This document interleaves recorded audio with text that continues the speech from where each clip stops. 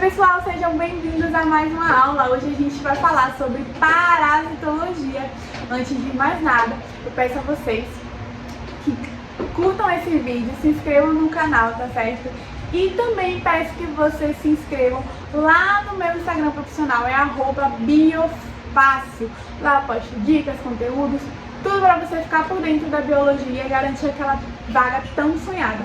Pode chegar pra cá, que a aula vai começar e olha, tá recheado de coisas, tudo sobre o mundo da parasitologia e o que você precisa saber pra ficar craque em biologia. Então vamos lá? Bom, antes de mais nada a gente vai entender o que é parasitologia e o que ela estuda. Bom, a parasitologia é uma ciência que vai estudar, como o próprio nome já diz, os parasitas, né? E a relação com os hospedeiros, porque quando a gente fala de parasita, automaticamente a gente fala de hospedeiro. Ela vai englobar os protozoários, os protistas, os nematóides, os anelídeos, os plateumintos, os artrópodes, todos esses filos do reino animal, tá ok? Então vamos lá. Tipos de parasitas. Tenho que saber os tipos de parasita, professora? Tenho que saber os tipos de parasitas, porque alguns parasitas eles podem ficar na camada mais superficial, que é o caso dos ectosparasitas. A gente tem o exemplo das sanguessugas. Quem assistiu o filme Anaconda, não deve ser da época de vocês, ou da minha época, mas quem assistiu o filme Anaconda conhece muito bem as sanguessugas, porque tem uma parte no filme que eles estão andando pelo rio, e aí depois que eles saem do rio, o cara sente um incômodo nas costas, e quando tira a camisa, as costas dele tá com algumas sanguessugas grudadas. Então as sanguessugas são parasitas nematóides, tá ok? E eu tenho também, além dos ecosparasitas, eu tenho os endosparasitas, que são os parasitas que não ficam na parte superficial do corpo. Eles já conseguem adentrar dentro do corpo do hospedeiro. Eu botei aqui para vocês como exemplo a tênia, mas a gente tem outros, por exemplo, a lombriga. A gente tem alguns parasitoides também que são de peixes, que eles conseguem viver dentro dos estômagos do peixe, se alimentando, né? Então vive naquela relação de endossimbiose, tá ok? É muito legal falar sobre isso porque a gente engloba bastante doenças e o Enem cobra muito a questão de saúde pública, né? Então vamos lá. A gente vai falar aqui das principais doenças parasitárias no Brasil. Atualmente são a amebíase, a escarabíase, a doença de Chagas, giardíase e toxoplasmose. São doenças que estão controladas, mas assim, são doenças que são reemergentes. Quem assistiu a aula de doenças emergentes vai saber o que eu tô falando, tá certo? Depois procura aqui no canal a aula, tá ok? E são doenças muito importantes para a saúde humana, tá ok? Então vamos lá, a gente vai começar primeiro sobre a amebíase. Bom, o agente etiológico da amebíase é a ameba, tá ok, pessoal? Ele é um protozoário, tá ok? O nome científico dela é Entaboa iolística, tá ok? E como é que acontece o ciclo de transmissão da ameba? Vamos dar uma olhada aqui no mapa. A gente vai ter então o protozoário Entaboa, a minha ameba. E aí ela pode infectar de duas formas. Ela pode infectar da forma intestinal, ou seja, quando eu ingiro essa ameba e ela vai parar dentro do intestino, ou ela pode infectar uma forma extraintestinal, que é quando a ameba vai migrar para alguns órgãos como o pulmão, alguns órgãos do sistema nervoso, ela também consegue infectar o fígado, tá ok? Bom, formas de transmissão. A gente tem a transmissão passiva, que é pela ingestão de águas e alimentos contaminados, tá ok? Contaminados com o que, professora? Contaminados com cistos, tá ok? Que são pequenas larvinhas, vamos dizer assim, desse protozoário, tá certo? Bom, sintomas da amebíase. Os sintomas da amebíase, eles são muito parecidos com outras doenças, tá ok? Por exemplo, a gente tem diarreia, a gente tem fezes no sangue, a gente tem dor abdominal, a gente tem febre, tá ok? Isso se eu tô falando para amebíase intestinal. Porque a gente tem a amebíase não intestinal, que é quando infecta pulmões, fígado, né? Então, quando a gente tem uma amebíase não intestinal, que é extraintestinal, a gente vai ver em alguns casos mais graves, ou seja, a gente tem lesões no fígado, no sistema imunológico, tá ok? No pulmão, aonde aquele protozoário está infectando o órgão, a gente vai ter uma lesãozinha naquele órgão, tá ok? Se não tratar, a lesão pode evoluir para úlceras e aí realmente pode levar à morte, tá ok? Medidas de profilaxia, ou seja, medidas de cuidado, de limpeza que a gente tem que ter. Primeiramente, saneamento básico é uma coisa que é oferecida, tem que ser oferecida pelo governo, tá ok? Tem que ser uma coisa que funcione, porque saneamento básico e saúde andam juntos, andam de mãos dadas. Então a gente precisa ter um sistema de esgoto, a gente precisa ter um sistema de água tratada, tá ok? Além disso, a gente também precisa ter hábitos de higiene, como lavar as mãos, lavar as frutas que vamos comer, né? E também cuidar dos doentes. Então, se eu sei que uma pessoa está infectada com amebíase intestinal, vamos dizer assim, quando eu for, por exemplo, criança está infectada com amebíase intestinal, eu preciso ter o cuidado de lavar as mãos, de desinfeccionar as mãos depois que eu cuido daquela criança, que eu limpo as fezes daquela criança, porque o meu protozoário pode estar nas minhas mãos e eu tenho que evitar também de trocar outros locais, tá certo? Falando da amebíase, a gente vai passar para a segunda doença mais importante parasitária no Brasil, que é a escaridíase. Bom, a escaridíase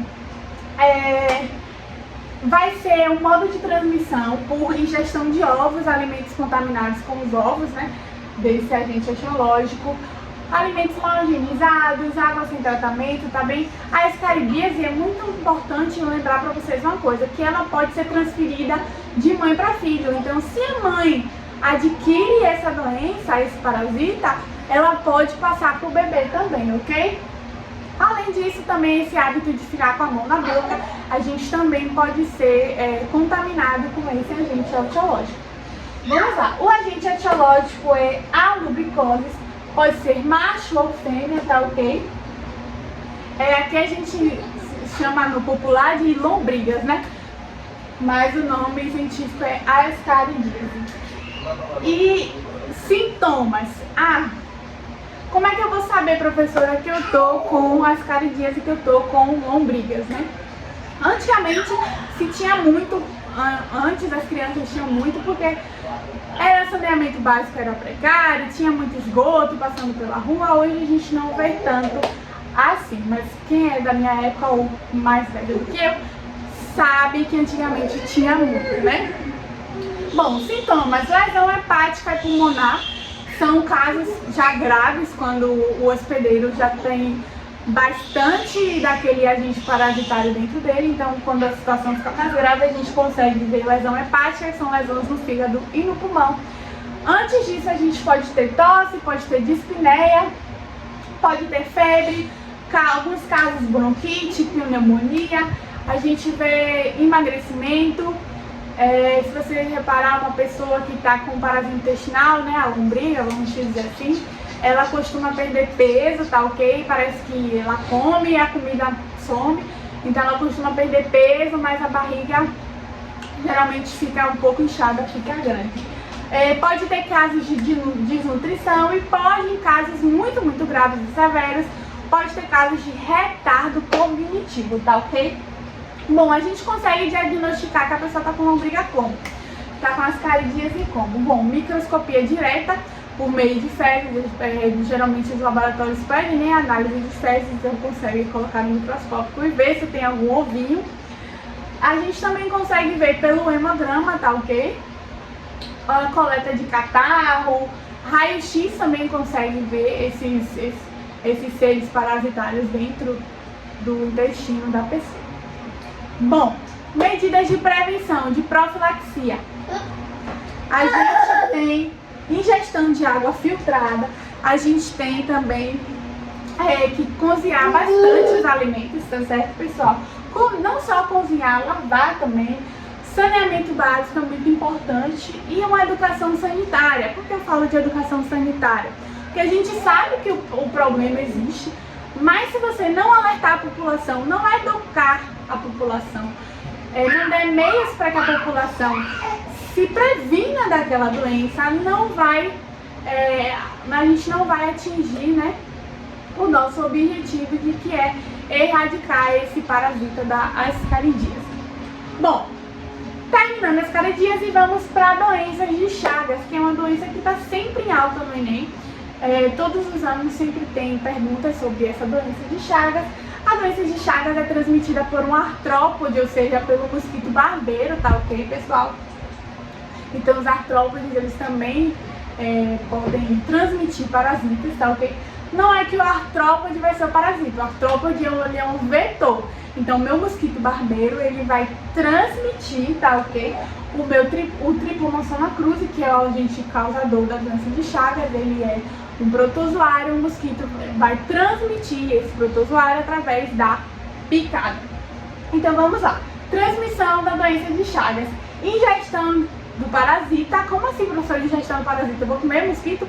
Não, em alguns meios de produção, por exemplo, açaí, caldo de cana, o mosquito barbeiro costuma habitar esses lugares, né? Então ele pode ter ido no meio da colheita e na tritura, quando foi triturado esse alimento, por exemplo, o açaí, quando ele foi triturado, o mosquito pode ter triturado junto e acabado ficando ali o Trypanosoma cruzi, né? O protozoário causador da doença de Chagas. Se não for por meio de alimentos contaminados, vai ser por meio de contato direto com as fezes do barbeiro. O barbeiro, pessoal, quando ele pica, ele acaba defecando no local. E aí depois a pessoa que recebe a picada se coça. No que ela vai se coçar, porque a picada coça, né? Ela acaba ferindo a pele com a unha superficialmente, e essas fezes que estavam ali no local vai ter contato com a corrente sanguínea, e aí a gente já sabe que vai infeccionar, vai entrar em contato com o agente Trypanosoma cruzi. Bom, além dessas duas modos de transmissão mais comuns, a gente vai ter também a transfusão de sangue, a gente vai ter o aleitamento materno. Então, se a mãe que está amamentando for picada pelo mosquito, e esse mosquito tiver parasitado o Trypanosoma cruzi, no leite materno esse protozoário consegue passar para o bebê, ok? Coito, quando a gente fala de coito, a gente fala de relação sexual. Então, se um homem ou uma mulher estiver infectado pelo Trypanosoma cruzi, ele consegue passar durante a relação sexual, tá ok? E para os transplantes de órgãos também. Essas são as modos de transmissão não convencionais, que podem acontecer, mas não são tão fáceis assim de acontecer, né? Bom, sintomas da doença de Chagas. Sinal de Roman, ou seja, o sinal de Roman é aquela região na pele onde tem a picada, que fica meio avermelhada, né? Se vocês já viram um Roman como um Roman é meio vermelhinho, tem aqueles carocinhos por dentro, então a ferida fica mais ou menos dessa forma, e eu tenho o meu Xangona de inoculação, tá ok? Bom, profilaxia, medidas preventivas para poder prevenir a gente de se contaminar com esse agente antiológico, né? Bom, a gente precisa primeiramente combater o vetor, porque eu sei que o protozoário Trypanosoma cruzi, ele infecta primeiro o barbeiro, tá ok? E o barbeiro, ele pica o humano. Então, assim, eu preciso evitar a circulação daquele vetor em locais que tenham pessoas, para evitar a disseminação, tá ok? Então, antigamente a gente tinha casos muito grandes de doenças de Chagas, principalmente no Nordeste, porque as pessoas tinham casas de pau a pique. Quem não sabe o que é casa de pau a pique, são aquelas casas de barro cozido, com madeiras, né? E aí o mosquito se escondia exatamente entre as frestas da parede da casa. Então, antigamente a gente tinha um surto de doenças de Chagas muito grande. Hoje, por conta das construções, a gente sabe que é bem menor a incidência de doenças de Chagas na cidade, é mais em zonas rurais, e ainda assim, zonas rurais muito afastadas de centros urbanos, né? Vamos então, passando da doença de Chagas, a gente vai para a giardíase. A giardíase, pessoal, também é uma doença parasitária, tá ok? A contaminação dela vai ser oral fecal, ou seja, ela pode ser transmitida por vetores ou por alimentos e água contaminada, tudo bem? E a giardíase é uma doença que passa muito despercebida, porque os sintomas delas são muito parecidos com outras, né? A gente vai ver que a causa mais comum, assim, o sintoma mais comum de quem tem giardíase é a diarreia, tá ok? E ela geralmente acomete crianças.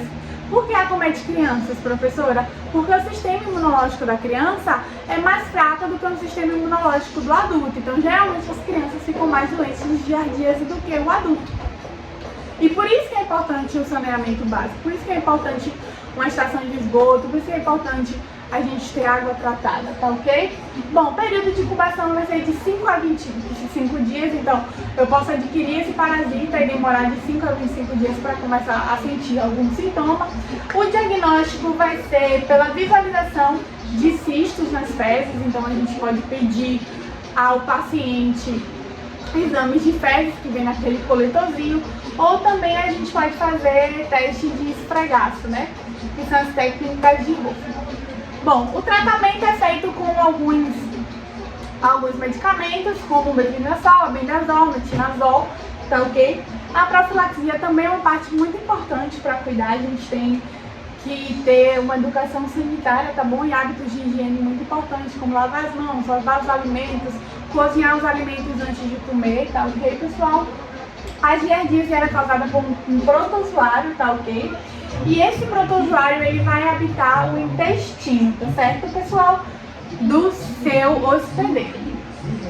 Passando da giardíase, a gente vai entrar aqui agora nas questões para ver se vocês estão ligados nessa parte de parasitologia, nas doenças que acometem o Brasil. Então vamos lá. A principal fonte de infecção da amebíase é a ingestão de alimentos ou água contaminada por fezes que contêm ovos da entomoboa holística. E aí, vocês acham que tá certo ou que tá errado? Exatamente. Quem falou certo, tá de parabéns. A principal fonte de contato, de transmissão da ameba é por água ou alimentos contaminados. Exatamente. Vamos aqui então para mais uma questão, essa sobre a ascaridíase. A ascaridíase ainda permanece como uma das principais verminoses humanas observadas na atenção primária à saúde. A ascaridíase, eu lembro do meu agente etiológico, as lombrigas. Então vamos lá. Atualmente não causam sintomatologia, ou seja, atualmente quem está com ascaridíase é muito raro sentir algum sintoma. Vamos lá, mas pode se manifestar como dor abdominal, diarreia, náusea e anorexia. A principal fonte de infestação dessa doença se dá por: letra A, ingestão de ovos infectantes do parasita precedentes do solo, água ou alimentos contaminados com fezes humanas. Olha, a letra A pode ser sim, a letra A tá certinha, mas vamos dar uma olhada nas outras. Letra B, ingestão de toxinas presentes em alimentos previamente contaminados que são produzidos conservados em madeiras inadequadas. Claro que não, né? Essa letra B está me falando da doença de Chagas. Letra C, contato de material contaminado, sanguinantes, excretas de tiramidas, com pele lesada ou mucosa, geralmente durante a manipulação em laboratórios e equipamentos de biossegurança. Letra C também não é, vamos dar uma olhada na letra D. Transmissão do ânus para a cavidade oral por meio de dedos, principalmente nas crianças, doentes mentais, adultos e com hábitos precários de higiene. Letra B também não está certa, pessoal. Realmente essa resposta dessa questão aqui é letra A. Se você acertou ou se você ficou com dúvida, por quê? Comenta aqui embaixo que a professora vai ler depois. Mais uma questão, e essa questão aqui é sobre doença de Chagas. Vamos lá então. Das alternativas abaixo, qual delas não é a forma de transmissão da doença de Chagas? Então aqui o Enem está me cobrando que eu saiba a forma de transmissão da doença de Chagas, mas ele está me perguntando qual delas não é uma transmissão. Então eu vou procurar a alternativa errada. A, transfusão de sangue. A gente sabe que transfusão de sangue pode ser. Letra B, ingestão de alimentos contaminados com parasitas promoventes de triatomídeos infectados. Letra C, acidental pelo contato da ferida de mucosas com material contaminado perfurantes durante a manipulação em laboratório ou manipulação de caça. Letra D, picada do barbeiro. Letra E, picada de inseto, Borrelia burgdorferi. Bom, pessoal, a resposta dessa questão aqui é a picada do inseto, tá ok? Borrelia burgdorferi. Esse inseto não é um inseto que transmite a doença de Chagas, tá certo? Não é inseto vetor, ok? Próxima questão é sobre giardíase e também amebíase. São doenças causadas por protozoários, tá ok? Que possuem a seguinte característica em comum. Então vamos lá. Letra A. O que giardíase, a questão está perguntando o que giardíase e amebíase possuem em comum. Letra A. São classificadas como doenças crônicas e não transmissíveis. Falso, né, pessoal? Porque não são doenças crônicas e também são doenças que podem ser transmitidas, tá ok? Letra B. São doenças transmitidas pela via olha só, achamos a resposta. A letra B está certíssima, mas vamos dar uma olhada nas outras opções. Letra C. Podem ser prevenidas através de vacinação. Claro que não. Para parasitas eu não tenho vacina, tá ok? Letra D. São incuráveis e de difícil prevenção. Claro que não, né, pessoal? Essas doenças parasitárias são curáveis, sim, e a gente consegue prevenir, sim. Letra E. São doenças de notificação compulsória nacional. Também não, então a resposta dessa questão é realmente a letra B. Se você acertou ou se você ficou com dúvida, comenta aqui embaixo que a professora quer saber, tá ok? Bom, eu vou me despedir de vocês, eu fico por aqui, obrigada por essa aula. Qualquer coisa, acessem o material aqui embaixo disponível para vocês na descrição do vídeo e eu fico por aqui. Tchau, tchau!